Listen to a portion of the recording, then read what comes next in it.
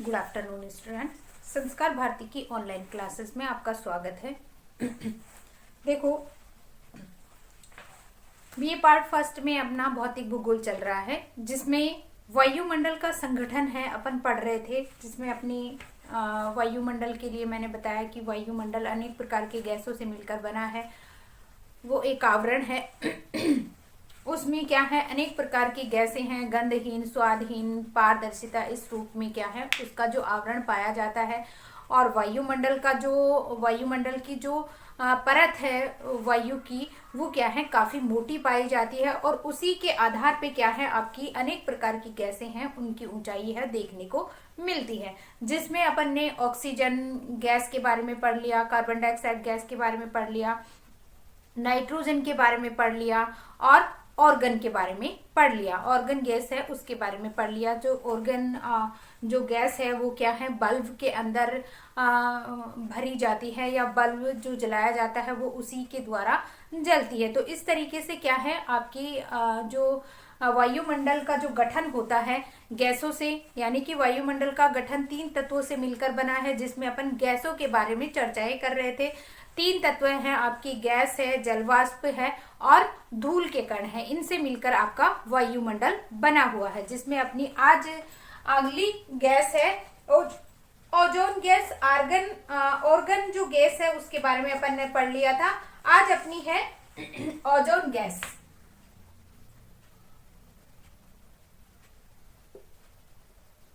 Ozone gas,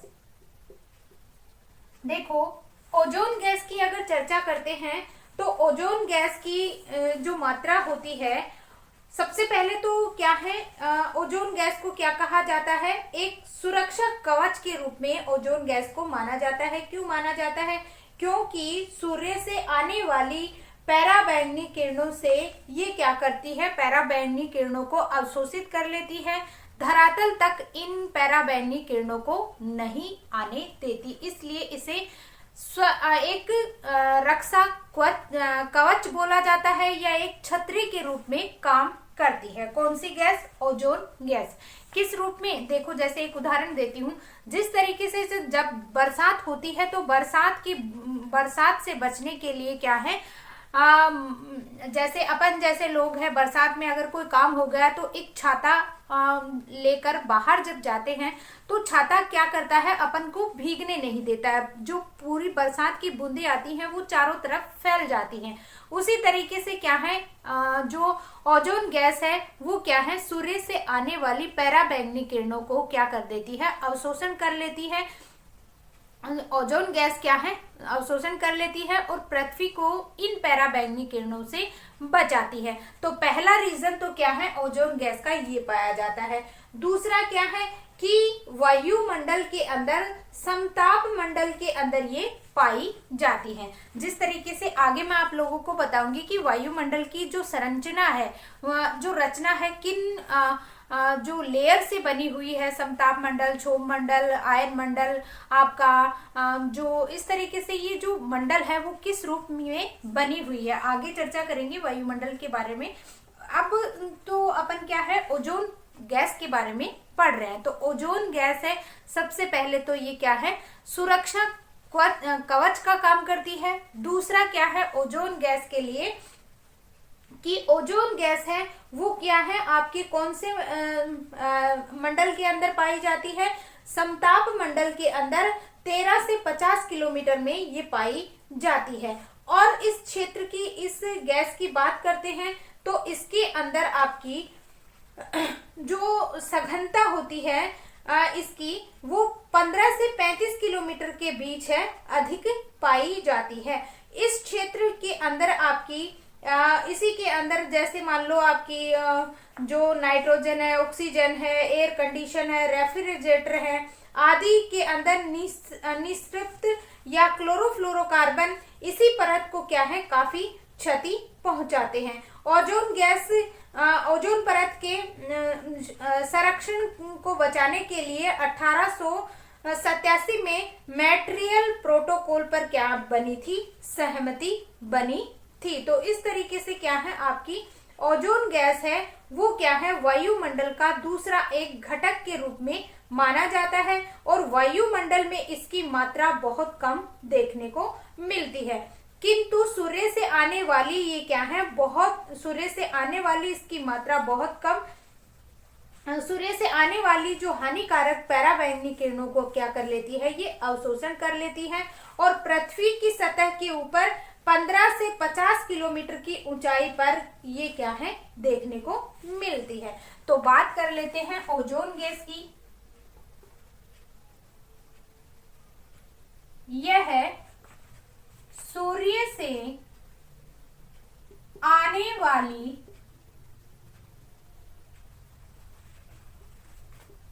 पराबैंगनी किरणों का अवशोषण, सूर्य से आने वाली पराबैंगनी किरणों का अवशोषण कर लेती हैं। दूसरा, यह पृथ्वी पर एक सुरक्षा कवच के रूप में जानी जाती है।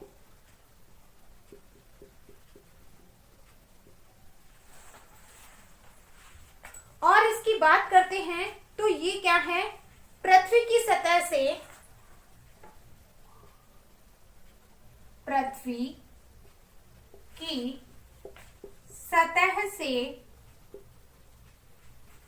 15 से 50 किलोमीटर तक 15 से 50 किलोमीटर की ऊंचाई के बीच पाई जाती है। कौन सी गैस? Ozone gas. और ये क्या है, वायुमंडल में इसकी मात्रा बहुत कम मिलती है। वायुमंडल में इसकी मात्रा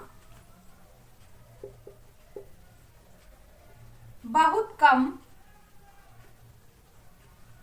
पाई जाती है। ठीक है। और यह समताप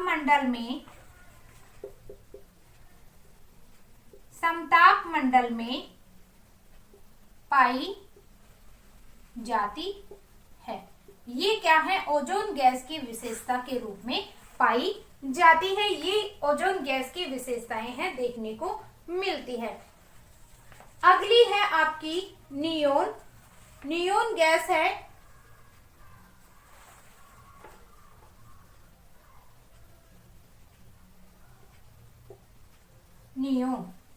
नियोन गैस के लिए क्या है, आपकी द्वितीयक सर्वाधिक सक्रिय गैस है।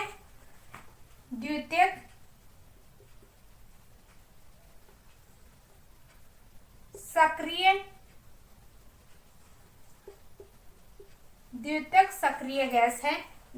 सक्रिय गैस है।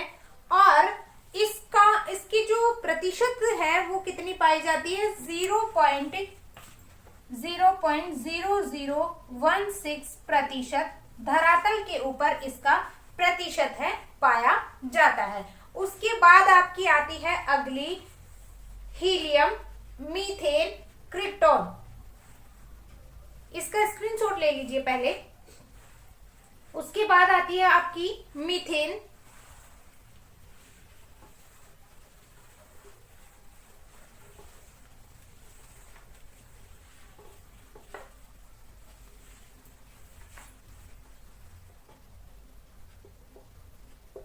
मीथेन गैस, ये क्या पढ़ रहे हैं अपन, वायुमंडल का संगठन। देखो, मीथेन गैस की अगर चर्चा करते हैं तो मीथेन गैस है, यह गैस प्राकृतिक रूप में पाए जाने वाली सर्वाधिक ग्रीन हाउस प्रकट करने वाली गैस है मानी जाती है, कि प्रकृति के अंदर आपकी मीथेन गैस का जो सबसे ज्यादा प्रभाव देखा जाता है वो ग्रीन हाउस प्रभाव के अंदर ही देखा जाता है। यह गैस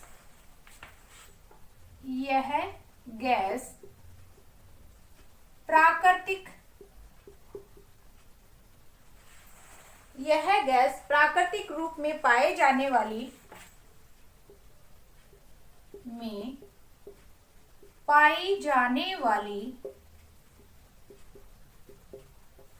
प्राकृतिक रूप में पाए जाने वाली सर्वाधिक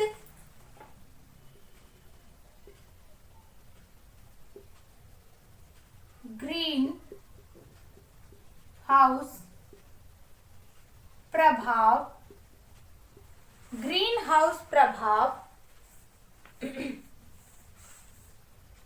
प्रकट करने वाली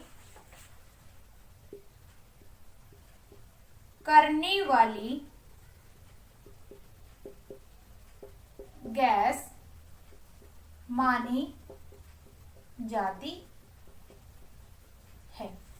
ठीक है, उसके बाद आपकी दो और गैस हैं, कौन सी? एक तो हीलियम और एक है आपकी क्रिप्टॉन। हीलियम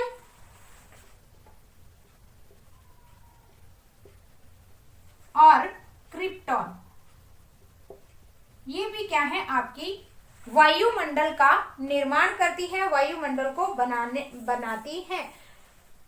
मात्रा की दृष्टि से तृतीय आपकी अक्रिय गैस है, कौन सी? क्रिप्टॉन। मात्रा की दृष्टि से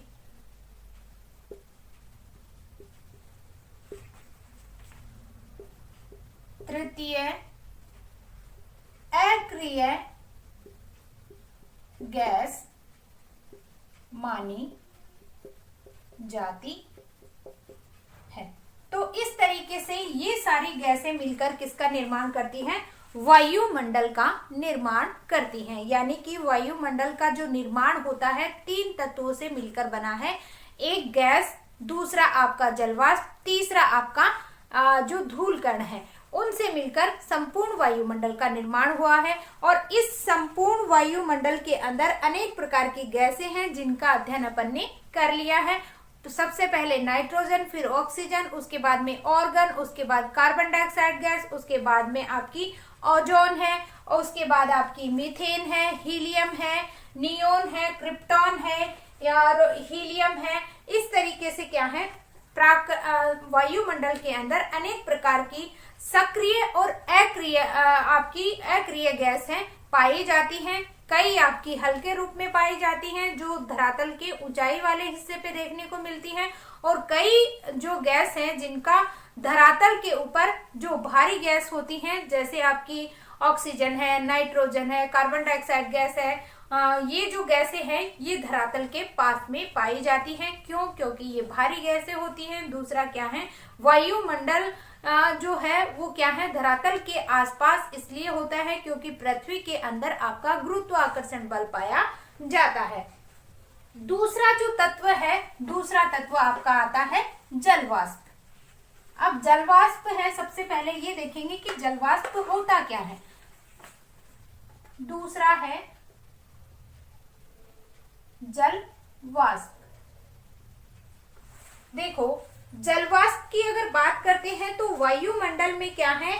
यह तत्व आपका मौसमी क्रियाओं के लिए सर्वाधिक महत्वपूर्ण माना जाता है, कि जिस तरीके से आपकी वायुमंडल में इसकी मात्रा क्या है? ताप आधारित होती है। सामान्य रूप में ये 0 से 4% पाया जाता है।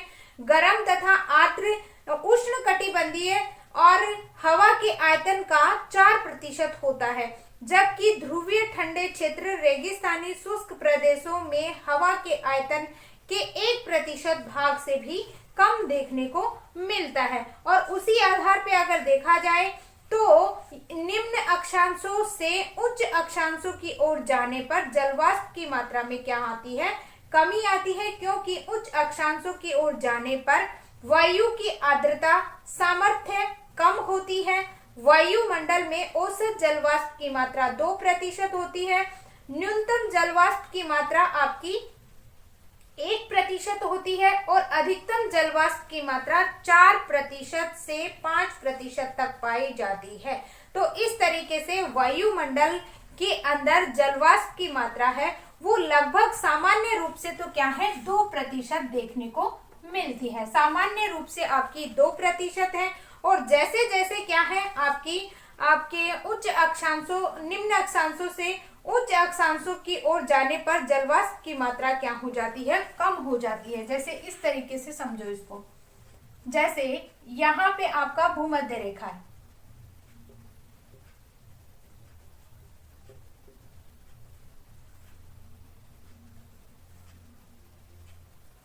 और ये है उच्च अक्षांश।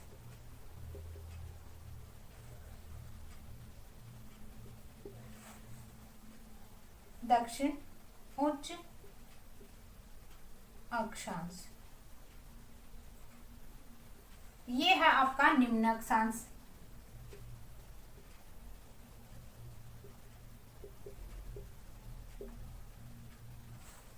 देखो आपके जलवाष्प की मात्रा को समझाने के लिए मैंने आपको ग्लोब के ऊपर बताया है कि उच्च अक्षांश क्या होते हैं, उत्तरी ध्रुव और दक्षिणी ध्रुव है, और निम्न अक्षांश क्या होते हैं, भूमध्य रेखा से शुरू होते हैं आपके 0 डिग्री से। निम्न अक्षांशों से उच्च अक्षांशों की ओर जाने पे जलवाष्प की मात्रा में कमी होती है। क्यों बताया गया है कमी होती है? क्योंकि उच्च अक्षांशों की ओर जाने पर वायु की आर्द्रता सामर्थ्यता कम हो जाती है, जिसके कारण क्या हो जाता है आपके जलवाष्प की मात्रा के अंदर क्या है आपकी जो अंतर है वो देखने को मिलता है। क्यों है? वायु की आर्द्रता सामर्थ्यता कम हो जाती है।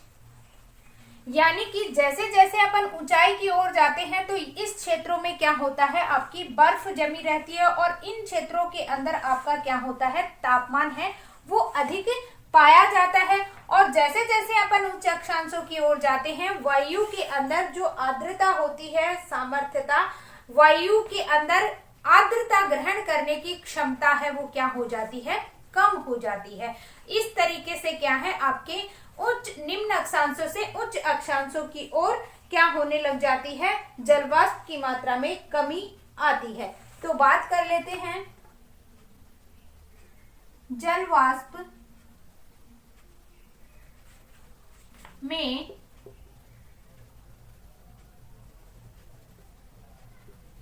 निम्न अक्षांशों से उच्च अक्षांशों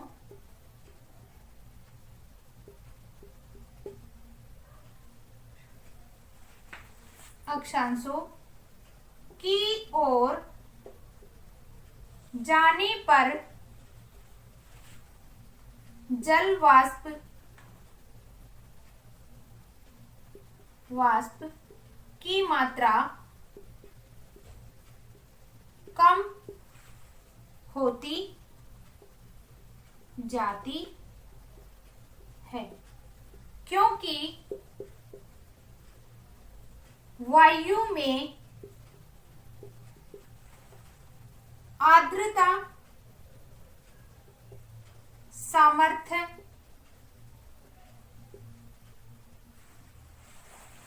वायु में आर्द्रता सामर्थ्य वायु की आर्द्रता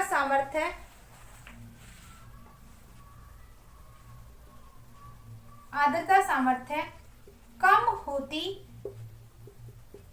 है। उसी के आधार पे क्या है वायुमंडल में औसत जलवाष्प कितना होता है 2% पाया जाता है। वायुमंडल में औसत जलवाष्प 2%, न्यून जलवाष्प की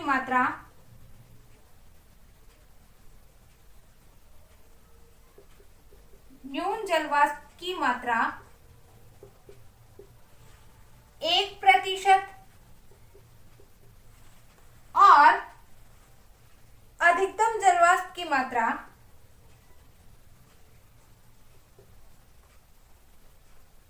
जल वाष्प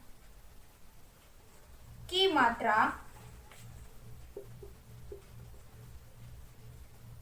4 से 5% पाई जाती है। और उसी के साथ साथ उष्ण आर्द्र या विषुवत रेखीय क्षेत्र की अगर बात करते हैं तो आपकी उष्ण आर्द्र क्षेत्र में जलवाष्प से क्या है, संघनन के विभिन्न रूप देखने को मिलते हैं। जैसे आपका बादलों का बनना है, ओस है, ओले हैं, कोहरा है, वर्षा का होना, तुषार है, आदि क्रियाएं इसके अंदर होती हैं। विषुवत रेखीय क्षेत्रों के अंदर आपकी उष्ण आर्द्र या कह सकते हैं कि जलवाष्प की मात्रा है वो क्या है, अधिक देखने को मिलती है। रीजन क्या है, क्योंकि यहीं पे क्या है, बादलों का बनना है, ओस का आना, ओला, कोहरा, आपका वर्षा का होना, तुषार, कोहरे आदि की क्रियाएं यहाँ पे संपन्न होती हैं, जिसके कारण यहाँ पे जलवाष्प की मात्रा है अधिक देखने को मिलती है।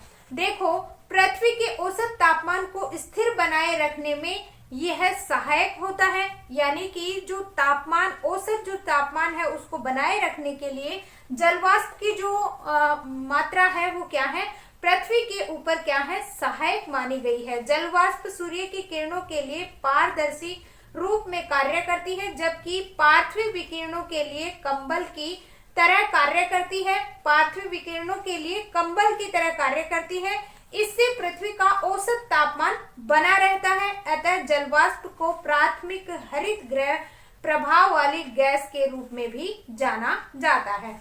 इसे क्या है, पृथ्वी का औसत तापमान बना रहता है, किसके द्वारा, आपका जलवाष्प के द्वारा। तो ये क्या है, आपकी मेन बात है, पृथ्वी के औसत तापमान को बनाए रखने, पृथ्वी के औसत तापमान को बनाए रखने में सहायक है। क्या, कौन, जलवाष्प। दूसरा क्या है, ये एक क्या है, कंबल की तरह कार्य करता है। कौन, जलवाष्प। पार्थिव विकिरणों के लिए कंबल की तरह कार्य करता है कि सूर्य से आने वाली किरणें तो यहाँ पे आ जाती हैं, और पार्थिव विकिरणें जो पृथ्वी से लौटती हैं उनको क्या है, ये कंबल की तरह कार्य करता है, उनको क्या है, वापस लौटने नहीं देता है, या एक कंबल के रूप में ओढ़े हुए रहता है, जिसके कारण इसको एक संज्ञा का नाम दिया है, कंबल की तरह क्या है। इसलिए क्या है, इसको प्राथमिक जलवाष्प को प्राथमिक हरित गृह प्रभाव वाली गैस के रूप में भी जाना जाता है। पूछ सकते हैं कि आपका प्राथमिक हरित गृह प्रभाव वाली गैस के रूप में किसे जाना जाता है, तो किसे जाना जाता है, जलवाष्प को। ये आप नोट कर लीजिए, प्राथमिक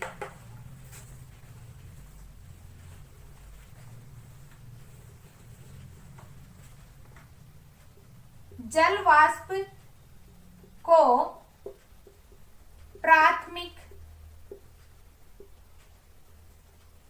हरित गृह प्रभाव, हरित गृह प्रभाव वाली गैस के रूप में जाना जाता है। किसे जाना जाता है, प्राथमिक हरित गृह प्रभाव वाली गैस के रूप में किसे जाना जाता है, आपकी जलवाष्प को जाना जाता है। तीसरा तत्व है, आता है आपका धूल कण या एरोसोल। एरोसोल, ठीक है।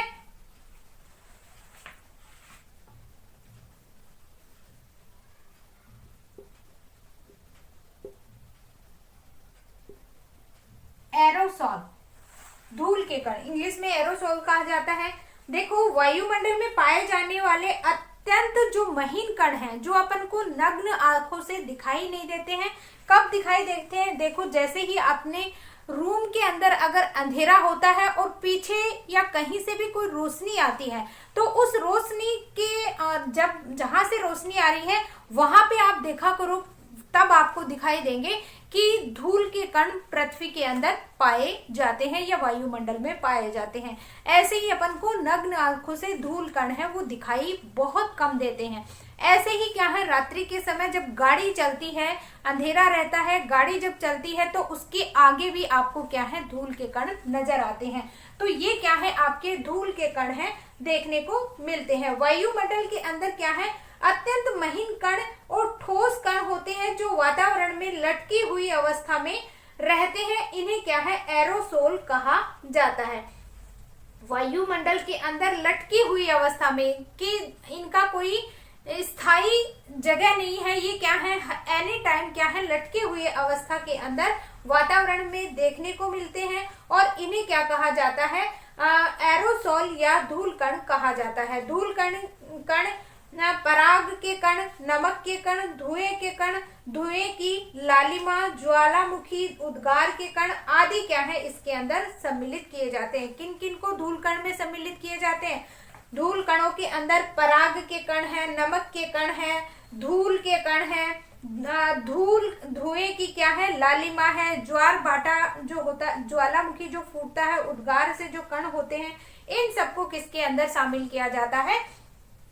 जलवाष्प में शामिल किया जाता है। धूल कण आर्द्रताग्राही होते हैं, जिससे संघनन के विभिन्न रूपों का निर्माण होता है। धूल कणों पर सूर्य के प्रकाश का वर्णात्मक प्रकीर्णन या फैलना होता है, जिससे क्या है, आसमान का रंग नीला दिन में और नीला दिखाई देता है तथा सुबह और साय लालिमा युक्त दिखाई देता है। देखो, अगर धूल कणों की अगर बात करते हैं तो सूर्य का जो उदय होना, अस्त होना, या कह सकते हैं कि जैसे ही सायकाल होता है उस समय क्या है, आपके धूल कणों की वजह से ही क्या है, आसमान का जो रंग है वो नीला दिखाई देता है। आसमान में जो धूल कणों की मात्रा है, धूल कणों पर सूर्य के प्रकाश का वर्णात्मक और प्रकीर्णन फैलाव जो होता है, उसकी वजह से क्या है, आसमान के अंदर आपके क्या पाए जाते हैं, धूल कणों की वजह से ही आसमान का जो रंग है वो नीला दिखाई देता है। और जैसे ही सुबह या सायकाल के समय क्या है, लालिमा युक्त है वो दिखाई देता है। तो इस तरीके से आपके वायुमंडल का संगठन किनके द्वारा होता है?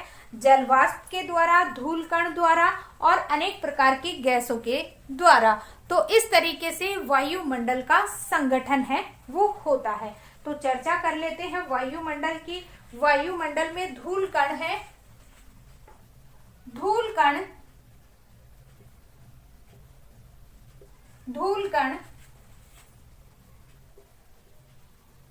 ज्वालामुखी के कण, ज्वालामुखी के कण, धुएं के कण,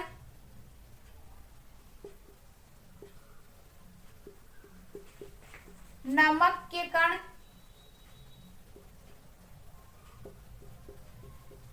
पराग के कण, पराग के कण, धुएं की लालिमा,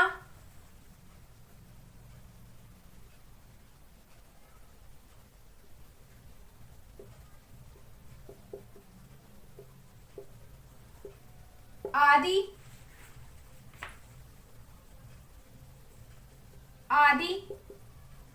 से बने हैं, या इन सब से सम्मिलित रूप से ये बने हुए हैं। दूसरा क्या है, धूल कण। धूल कणों पर सूर्य के प्रकाश, धूल कणों पर सूर्य का प्रकाश, सूर्य का प्रकाश का वर्णात्मक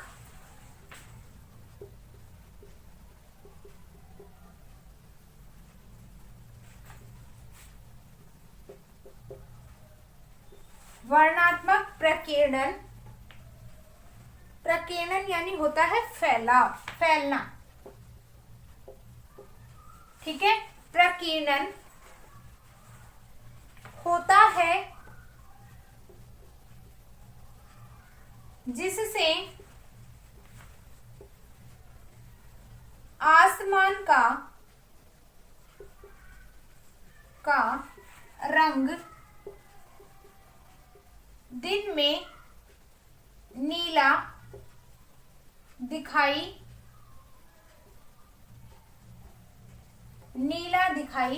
देता है और शाम व सुबह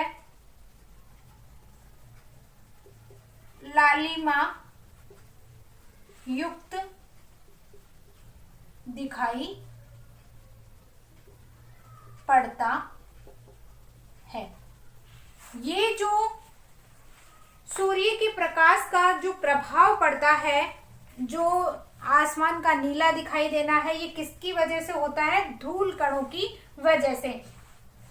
आपके धूल के कण हैं चारों तरफ फैल जाते हैं, जिसके कारण आसमान का जो रंग है वो नीला दिखाई देता है और सुबह शाम जब लालिमा युक्त जो दिखाई देता है वो भी क्या है? धूल की कणों की वजह से दिखाई देता है। देखो, एक बात नोट करके लिख लेना, यदि पृथ्वी पर वायुमंडल नहीं होता तो पृथ्वी पर दिन के समय तापमान 100 डिग्री सेल्सियस तथा रात्रि के समय -180 डिग्री होता। क्या नहीं होता? वायुमंडल, यानी कि वायुमंडल जो बना है आपका जलवाष्प, गैस और धूल कण, इन तीनों से मिलकर जो बना हुआ है, वायुमंडल पृथ्वी के ऊपर नहीं होता तो दिन के समय का जो पृथ्वी के ऊपर वायुमंडल नहीं होता तो दिन के समय तापमान 100 डिग्री सेल्सियस और रात्रि के समय जो तापमान रात्रि के समय आपका 180 डिग्री सेल्सियस तापमान है वो देखने को मिलता। एक बात नोट करके लिखना, नॉट इंपॉर्टेंट बात है, यदि वायुमंडल नहीं होता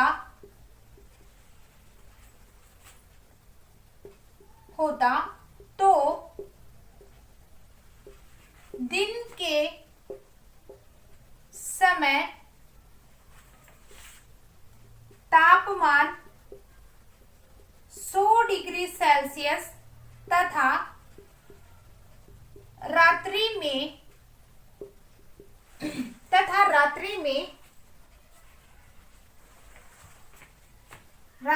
के समय 180 डिग्री सेल्सियस तापमान